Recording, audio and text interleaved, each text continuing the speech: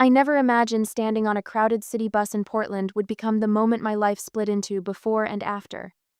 Yet there I am, one hand braced against a metal pole, the other cradling my belly, where my daughter kicks against the tension radiating through my body. 8.5 months pregnant, and my feet throb inside shoes that stopped fitting weeks ago. Gavin's face transforms before my eyes. The charming smile he wore when we boarded vanishes, replaced by something cold and sharp. His jaw tightens as he leans toward me. "Elena," he whispers, each syllable precise and controlled. "Get up." My gaze shifts to Sylvia, my mother-in-law, standing beside him with expectation etched across her face. She clutches her designer purse with manicured fingers, a sigh building in her chest. "There are no more seats," I say, the words barely audible above the rumble of the engine. The bus lurches around a corner. I tighten my grip on the pole, watching other passengers avert their eyes. An unspoken rule of public transportation: pretend you don't notice the discomfort of strangers. My mother needs to sit down. Gavin's voice drops lower. That dangerous tone I've learned means consequences later. Stop being so selfish. Selfish, the word he uses whenever I fail to anticipate their needs. I'm fine standing, I offer, though we both know I'm not. Sylvia makes her move then, a performance she's perfected over the 2 years I've been married to her son. "Oh, Gavin, don't make a fuss." Her voice carries just loud enough for nearby passengers to hear. "Though I raised you better than to marry someone so disrespectful to her elders." The bus falls silent. Even the usual chatter of teenagers in the back seats dies away. A woman across the aisle glances up from her book, eyes darting between us. Gavin's hand closes around my arm, fingers pressing into flesh. "Move, now." Something shifts inside me. Maybe it's the baby turning, or maybe it's the last fragment of my former self refusing to disappear completely. I look down at his hand, then up to meet his eyes. "No." The word hangs between us, small but solid. His grip tightens. "You're making a scene." "You're hurting me," I say, no longer whispering. An older woman stands from her seat 3 rows back. She moves with the deliberate confidence of someone who spent decades making difficult decisions. Silver hair frames a face lined with experience, her eyes clear and direct. "Take your hand off her right now." Her voice cuts through the tension, brooking no argument. Gavin releases me, but his eyes promise retribution. "This is between me and my wife," he says, summoning the charming smile that won over my friends, my family, my heart. The woman doesn't smile back. Not anymore, it isn't. The driver catches my eye in his rearview mirror. With a decisive movement, he pulls the bus to the curb and turns in his seat. "Ma'am," he calls to me, ignoring Gavin completely, "do you feel safe going home with them?" The question strips away years of careful pretending. I see myself reflected in the concerned faces around me, a pregnant woman being bullied on public transportation. What must they think? What would I think watching this scene unfold? Tears blur my vision. "No," I whisper, the truth of it burning my throat. "No, I don't." Gavin's public mask slips. "You're being ridiculous. She's hormonal," he announces to the bus at large. "Pregnancy brain. You know how it is." Sylvia steps forward, hand outstretched in maternal concern that never extends beyond appearances. "Elena, sweetie, let's all go home and talk about this. Think of the baby." The silver-haired woman steps between us. "My name is Dorothy Fields. I'm a retired domestic violence counselor." She hands me a card. "And I don't think you should go anywhere with them." "This is absurd." Gavin's voice rises. "Elena, if you don't come home with us right now, there will be consequences." The threat hangs in the air, confirming everything. I remember our first meeting at my college friend's wedding, his attentiveness, remembering my favorite flowers, the way my parents suggested a longer engagement, and how I laughed off their caution. The bus driver stands now. "Sir, I'm going to have to ask you and the older lady to exit my bus." "She's my wife," Gavin says, as if that explains everything, as if it gives him ownership. Dorothy's hand touches my shoulder lightly. "Would you like me to help you get somewhere safe?" I look at Gavin's man, whose smile once made my heart race, now making my heart race for entirely different reasons. At Sylvia, who moved in temporarily after our wedding and never left. "I'm not going home with you," I say, my voice steadier than I feel. When I turn away from them both, something inside me stands a little straighter. The baby kicks, strong and insistent, as if applauding. 20 minutes later, Dorothy's fingers tremble slightly as she secures the deadbolt on her front door. The electronic beep of her security system announces our safety with a mechanical certainty I find oddly comforting. "Tea?" she asks, moving toward a kitchen that smells of cinnamon and sage. I ease my swollen body onto her floral sofa, my hand automatically moving to cradle my belly. "Yes, please." The afternoon light filters through lace curtains, casting delicate patterns across a living room filled with books and photographs. No cameras in the corners, no motion sensors disguised as smoke detectors. The absence of surveillance feels both foreign and familiar, like remembering how to breathe after holding your breath underwater. "He installed cameras last spring," I say, the words tumbling out before I can reconsider. "For my protection," he said, "after someone broke into a house 3 streets over." Dorothy pauses by her kitchen doorway, her silver eyebrows drawing together. "And did these cameras feed to his phone?" "And his mother's." My laugh sounds hollow even to my ears. "For backup, in case something happened while he was at work." She nods, disappearing into the kitchen. I hear the clatter of cups, the whistle of a kettle, ordinary sounds that haven't existed in my home since Sylvia moved in temporarily after our honeymoon. When Dorothy returns with 2 steaming mugs, she sets them on coasters before lowering herself into an armchair across from me. "Tell me about your bank accounts, Elena." The question jolts me. Not, "How did you meet?" or "When did things change?" but this specific, practical detail that seems simultaneously invasive and essential. I had my own checking account when we married. I wrap my fingers around the warm ceramic mug, but Gavin convinced me to open a joint account for household expenses. Then my teaching paycheck started going there. Then my name came off the mortgage for tax purposes. Each sentence maps the slow erosion of my financial independence. Last year, he canceled my separate credit card because we didn't need the extra annual fee. Dorothy doesn't write anything down, but her eyes never leave my face. "Your phone?"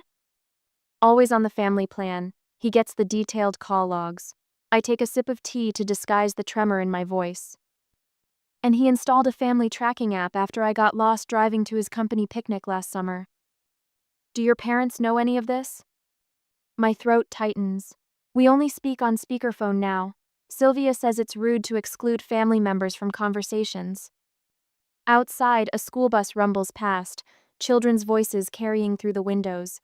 I remember my classroom, 20 eager 4-year-olds building block towers and learning to write their names. The principal's confused expression when I submitted my resignation after Gavin explained that, with the baby coming, we need Elena focused on family. "He was so different when we met," I whisper. "So attentive. He remembered my favorite flowers were sunflowers. He listened when I talked about my students." Dorothy's face remains neutral, neither doubting nor confirming. "And your friends?" "They stopped coming over after the 3rd time Sylvia mentioned her migraine triggered by loud, inconsiderate guests. Melissa tried to meet me for coffee twice. But Gavin always needed the car that day." Each explanation sounds absurd now, strung together like carnival lights illuminating what I refuse to see. "I haven't spoken to my college roommate in 14 months." Dorothy sets her mug down with deliberate care. "Elena, I'm going to connect you with someone at Rosehaven Women's Shelter. They have an advocate who can help with your next steps." Shelter? The word conjures images from after-school specials battered women with blackened eyes huddling on cots. "Not all abuse leaves bruises, dear." Dorothy's voice carries the weight of decades witnessing stories like mine. "Sometimes it leaves bank statements and surveillance cameras instead." I pull out my phone, scrolling through text messages while Dorothy makes a call from her landline. "Gavin, 3 months ago. Where are you? The car tracker shows you at the grocery store for 45 minutes now. What's taking so long?" "Gavin, 6 weeks ago. Mom found your birth control pills. We agreed to start our family this year.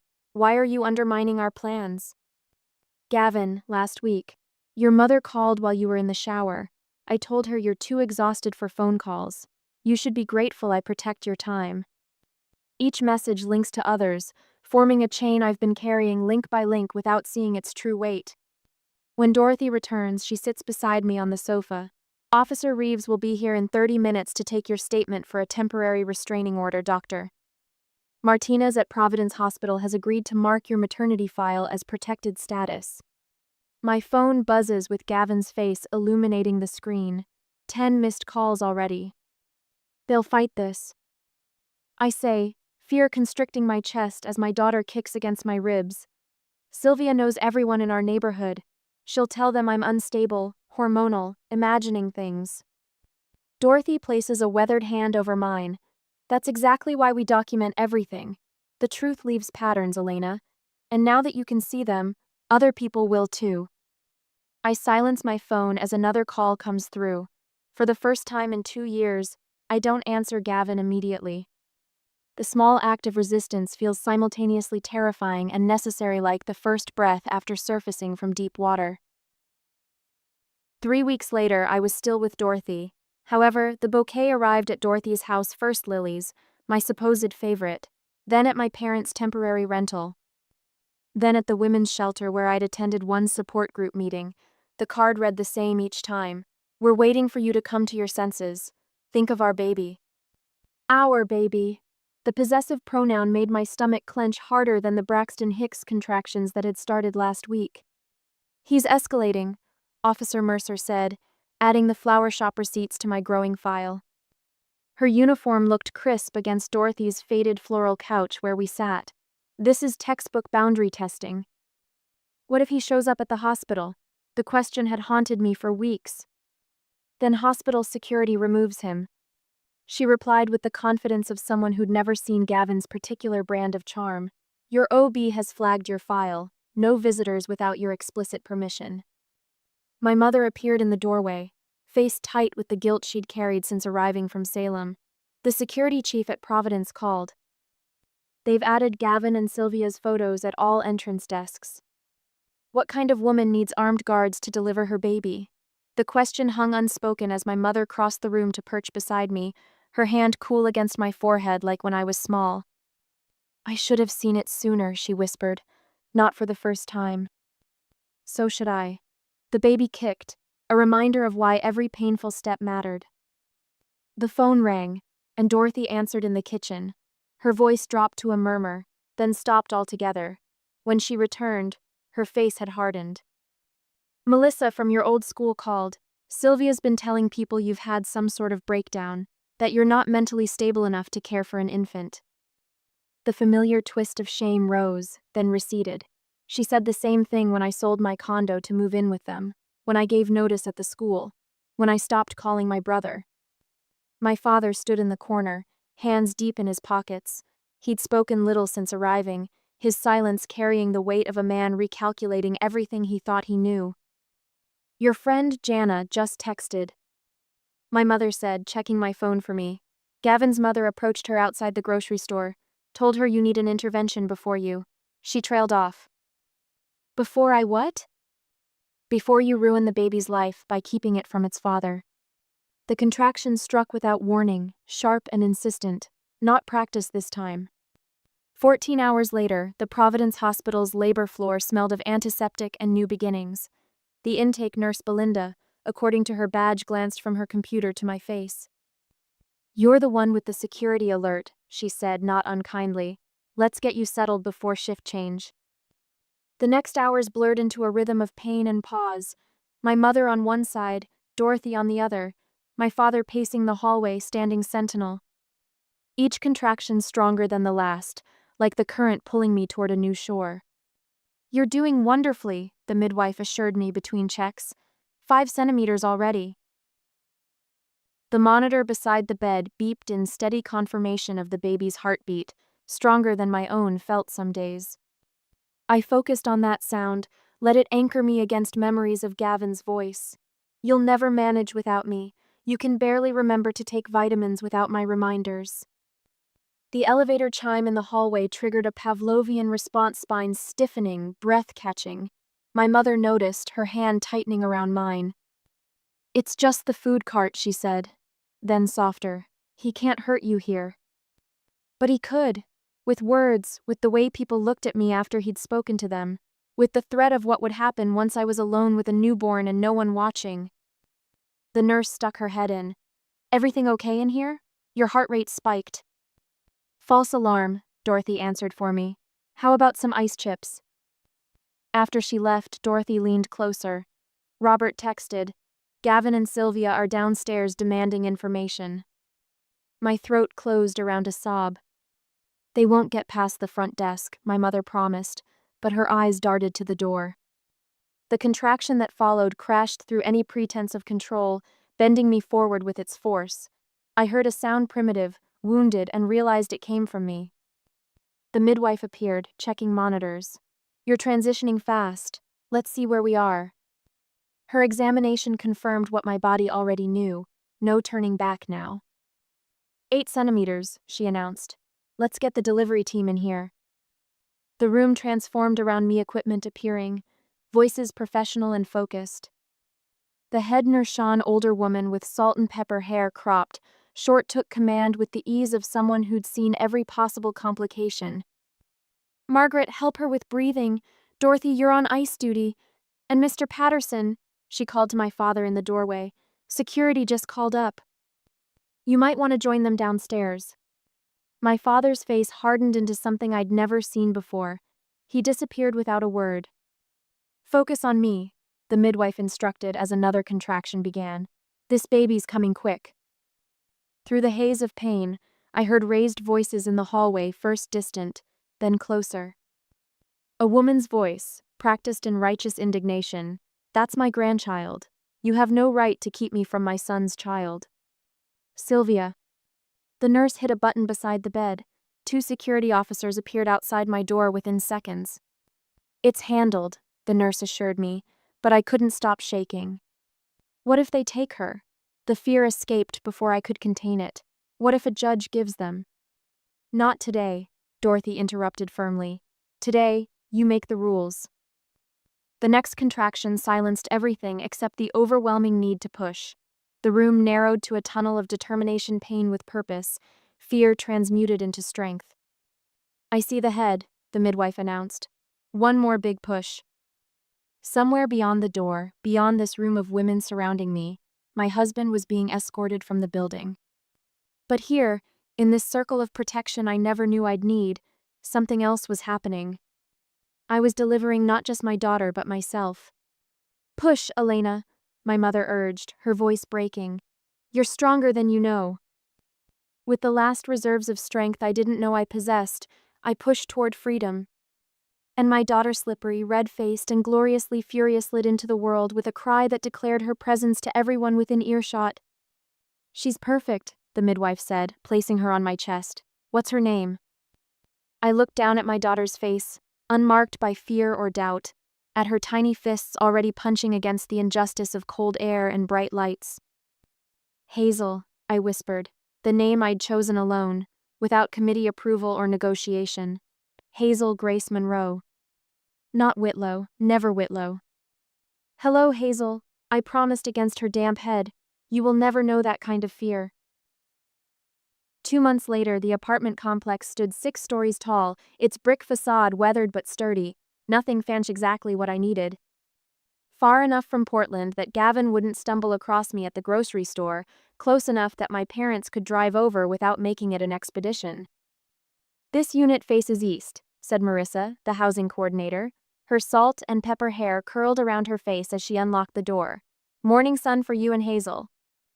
I shifted my 8-week-old daughter against my shoulder, her warm weight the most solid thing in my life. She blinked sleepily at the sunlight streaming through bare windows. "The security features include a key code entrance downstairs," Marissa continued. "Hallway cameras and a guard who works overnight. No one gets in without being buzzed up or having a resident key." My breath caught. No one gets in. 4 simple words that sounded like a promise.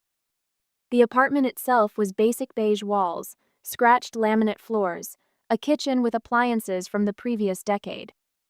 2 bedrooms, 1 bathroom, and a living area that would fit my parents' hand-me-down sofa if I positioned it just right. Marissa watched me take it all in. The subsidy covers most of the rent for the first year. After that, we reassess based on your income situation. I wandered to the smaller bedroom, already seeing it transformed with the yellow curtains my mother had salvaged from my childhood room. Hazel would have her own space, not a corner of Sylvia's pristine guest room where my mother-in-law could monitor my every parenting move. "What do you think?" Marissa asked. What did I think? That this plain, unremarkable apartment represented more freedom than I'd known in 3 years? That the thought of hanging a picture without explaining why made my heart race with something other than fear? "I'll take it," I said, the words rushing out before doubt could creep in. Later that afternoon, I sat cross-legged on the empty bedroom floor while my father measured for curtain rods and my mother jotted furniture dimensions on a notepad. Hazel dozed in her portable bassinet, oblivious to this monumental shift in our lives. "The kitchen needs better lighting," Mom said, scribbling another note, "and you'll want a deadbolt for the balcony door." Dad looked up from his measuring tape. "Already on my list, Maggie." A notification pinged on my phone. My stomach tightened. The automatic response to Gavin's messages developed over months of walking on eggshells. I glanced down, expecting another manipulation disguised as concern. Instead, an email from my former teaching director. "Would you be interested in creating online curriculum packages? We can discuss flexible hours that work with your new situation." Work. My own money. My namey, real name, not Mrs. Whitlow one, a contract. "Elena?" Mom's voice pulled me back. "Everything okay?" I showed her the email, watched her eyes brighten with tears. "Your old life finding you again," she said, squeezing my hand. "Not my old life exactly. Something new constructed from pieces of who I used to be, before Gavin convinced me that independence was selfishness and disagreement was disrespect." The lease agreement sat on the kitchen counter, signed that morning. Elena Monroe, single mother, resident of Vancouver, Washington. No one had questioned why I used my maiden name or needed a fresh start. Marissa had simply nodded when I explained my situation, then doubled the security deposit without comment. When Dad finished measuring, he placed the keys in my palm, closing my fingers around them. "Your place," he said, his voice gruff with emotion. "Your rules." I clutched those keys all evening, even after my parents left to check into their rental nearby. The metal warmed against my skin as I fed Hazel, as I unfolded the air mattress that would serve as my bed until the weekend. Just before midnight, my phone buzzed with an alert from the building's security app, someone at the front desk asking for me. My blood froze as I clicked on the notification, revealing the lobby camera feed. Sylvia stood at the entrance, designer purse clutched in manicured hands, speaking urgently to the night guard. Beyond the glass doors, a familiar car idled at the curb. "Gavin." I took a deep breath and reached for my phone, not in panic this time, but with the calm precision of someone who had prepared for this moment. 3 taps to call my attorney's emergency line. "They found us," I said simply. A month later, the courthouse corridor stretched before me like a gauntlet. I adjusted Hazel against my shoulder, her weight both grounding and fortifying. My attorney Thomas squeezed my elbow, his voice a steady anchor. "Remember, speak only to the judge, no matter what they say." I nodded, feeling the now familiar steel replace the butterflies in my stomach. After months of preparation, today would determine our future. Inside the courtroom, Gavin sat with perfect posture at the defendant's table. His dark blue suit, the one he wore to important business meetings, looked freshly pressed. Beside him, Sylvia dabbed at her eyes with a monogrammed handkerchief, her silver hair styled in the immaculate bob she maintained weekly at her salon.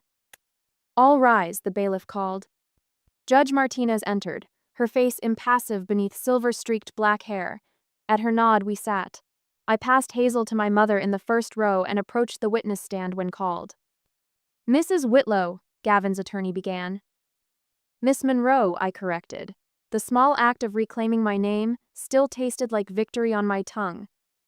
The attorney, a man with a voice smooth as warmed honey, smiled as if I'd made a charming mistake. "Of course, Miss Monroe. Wouldn't you agree that a child deserves both parents in her life?" I believe every child deserves safety and stability. His smile tightened. And you don't believe my client can provide that? I met his gaze without flinching. No. Despite his consistent completion of court-ordered anger management, despite the nursery he's prepared, despite his financial support, Thomas stood. Objection. Compound question. Sustained, Judge Martinez said. The attorney adjusted his approach. For 40 minutes, he painted Gavin as a devoted father denied his rights. He displayed photos of a perfectly arranged nursery in Gavin's home pale yellow walls, handcrafted wooden crib, stuffed animals arranged with mathematical precision. All he wants is overnight visits with his daughter. Is that so unreasonable? I stared at the nursery photos, remembering the day Gavin had thrown my childhood teddy bear in the trash because it cluttered our bedroom. How he'd called my decorating choices tacky until I stopped making them. That nursery wasn't created for Hazel, I said. It was created for this courtroom. Gavin's face darkened. Sylvia whispered something in his ear. When Thomas took over questioning, he started with the bus incident. Can you describe what happened that day? The memory flooded back, the crushing fullness of my pregnant belly, the ache in my swollen feet, the press of Gavin's fingers on my arm. I was 8.5 months pregnant. Gavin demanded I stand so his mother could sit down. When I refused, he grabbed my arm hard enough to leave bruises. I pulled back my sleeve, revealing a fading yellow mark. This is from last week when he accidentally grabbed me during a supervised visit. Murmurs rippled through the courtroom. Judge Martinez called for order. Why did you never report these incidents before the bus confrontation? I looked directly at Gavin for the first time. Because he told me no one would believe me, that I was too emotional, too hormonal, too sensitive. After a while, I believed him. Thomas presented my evidence methodically.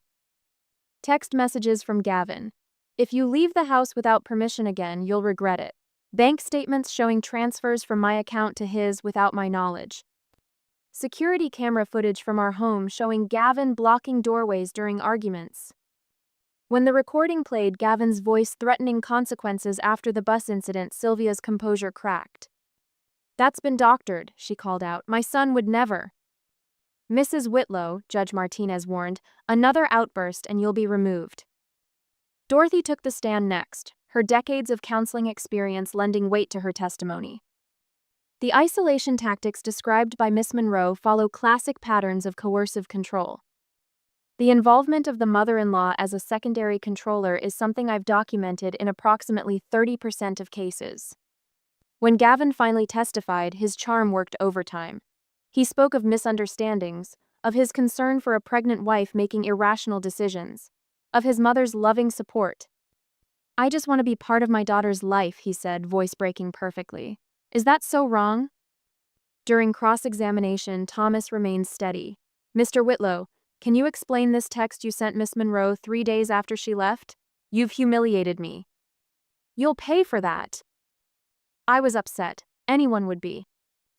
And this email to her employer suggesting she was mentally unstable? I was concerned for her student's safety. And the 6 violations of the temporary restraining order? Gavin's mask slipped. She's manipulating the system. She's turned my own child against me. Hazel is now 4 months old, Mr. Whitlow. The courtroom fell silent. In that moment, I saw what everyone else saw, not the charming man who'd once brought me flowers, but someone unraveling when control slipped away. Judge Martinez's ruling came swiftly.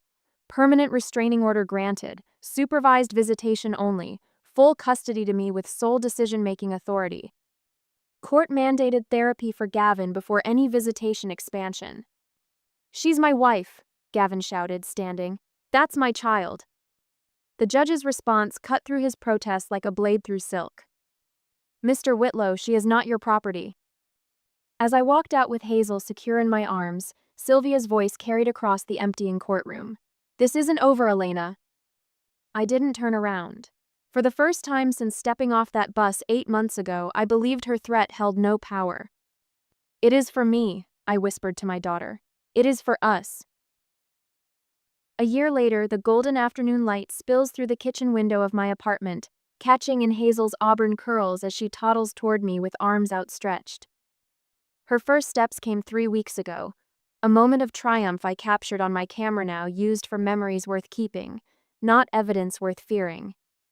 "Mama," she squeals, dimples flashing in a smile that sometimes makes my heart catch. Those are Gavin's dimples, but on her, they hold no shadow. I scoop her up, breathing in the sweet scent of baby shampoo and graham crackers. "Look at you go, little explorer."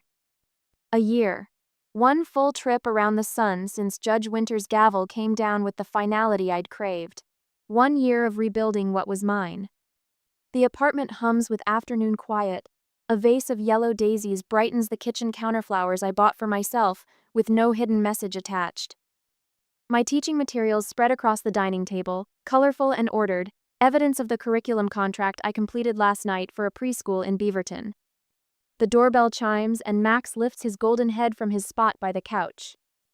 My parents' familiar knock follows no unexpected visitors in this building, thanks to key-coded access and a night guard who knows every resident by name. "We come bearing dinner," Dad announces, holding up a casserole dish while Mom kneels to receive Hazel's enthusiastic greeting. Neither of them glance around with worried eyes anymore, scanning for signs of my distress. We've moved beyond rescue. "You're looking bright today," Mom says, touching my cheek with a gentle hand. "Therapy day."